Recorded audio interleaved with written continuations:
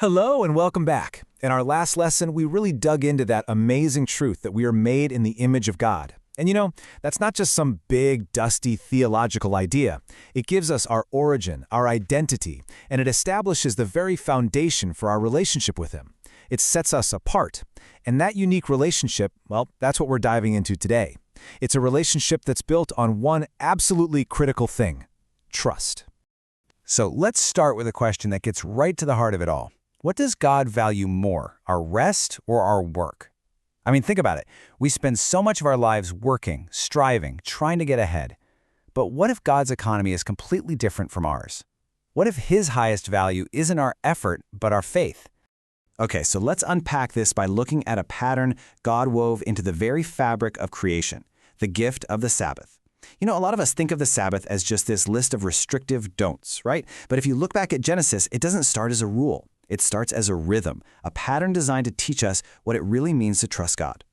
The word itself is actually incredibly simple. Sabbath, in Hebrew, just means to cease or to stop. That's it. It's not about making sure you're doing a bunch of restful activities. It's about the intentional act of stopping our own work, our own striving. It's a deliberate, holy pause. And check this out. God Himself sets the standard. After His work of creation was finished, complete, perfect, He rested. He blessed this day and made it holy, which shows us that rest, this act of just stopping our work, is a holy activity in and of itself. It's a direct invitation to imitate our Creator. And this is where it really clicks. On one hand, you've got our work, right? The stuff we do to pay the bills, to secure our future, to take care of our needs. But the Sabbath completely flips that script. It invites us to step into God's rest, where for one day we stop trying to handle everything ourselves and instead we completely trust that He will care for us. It's like a weekly workout for our faith muscle. Now let's fast forward to the New Testament and see how this idea gets even bigger. The writer of Hebrews unpacks this for us, explaining that this physical pattern of Sabbath was always a signpost, pointing to something way deeper. It was a shadow of a much greater reality, a spiritual rest that we enter. Not by stopping our jobs, but by stopping our own efforts to be good enough for God and simply believing in the finished work of Jesus.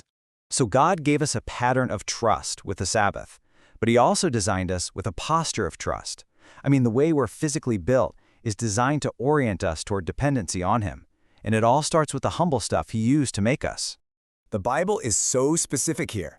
It says God formed man from the dust of the ground. Just think about that for a second. Not from starlight, not from gold, but from the most common, humble material there is: dust, dirt. And then He breathes His own life into that dirt, and it becomes a living soul. So what's the big deal about being made from dust? Well, first off, it's a huge reminder that we're not God. We're created. Second, it tells us we're temporal. Our bodies aren't going to last forever. And third, it reminds us that we are inherently weak. And listen, that's not an insult. It's just a statement of fact that's meant to point us to our all-powerful Creator. And here's the beautiful twist. The Apostle Paul talks about this, and he uses this amazing picture. He says we're like these cheap, ordinary jars of clay. Why? So that there's no confusion, so that when people see any good, any strength, any treasure in us, it's blindingly obvious that the incredible power belongs to God, not to us. Our weakness is literally the perfect stage for His strength. Okay, so we've got this pattern for trust, the Sabbath. We've got this posture of trust, being made from dust. Now let's see how God put it all into practice in a real-world test, right there in the garden with the 2 trees. Now, it is so important to remember the setting here. You have to picture this. The Garden of Eden was a place of absolute perfect provision. Every tree was good for food. Water was everywhere. Adam and Eve didn't lack a single thing. God had already taken care of every single need before He gave them a single rule. And this is where people always ask that big question, right? If the garden was perfect, why on earth would you put a forbidden tree right in the middle of it? Why introduce a prohibition? Was He setting them up to fail? No, not at all.